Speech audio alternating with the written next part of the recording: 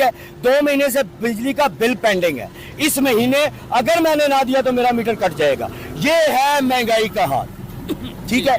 महंगाई ने हमारी कमर तोड़ दी है। महंगाई, ये लोग कहते हैं हमारे लोग बर्दाश्त कर लेते हैं, अरे भाई अभी बर्दाश्त कर रहे हैं ना कि कोई ना कोई 500,000 दे देता है। जब वो भी देने वाले नहीं रहेंगे ना, जब वो वापसी की डिमांड करेंगे, फिर ये लोग खुदकशियां करेंगे या तुम्हारे साथ आकर लड़े। दूसरा इनके पास कोई रास्ता नहीं है। मेरे पास, मुझे नहीं नजर आता मेरे पास कोई दूसरा रास्ता है। मैं पता नहीं, मैं एक दीनदार आदमी हूँ, मैं दीन को समझता हूँ, वरना पता नहीं कब का खुदकशी कर जाता।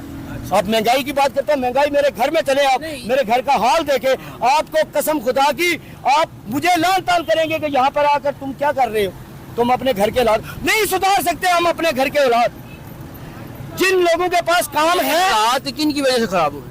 ये हालात मुल्की जो मुल्क चलाते हैं बाअसर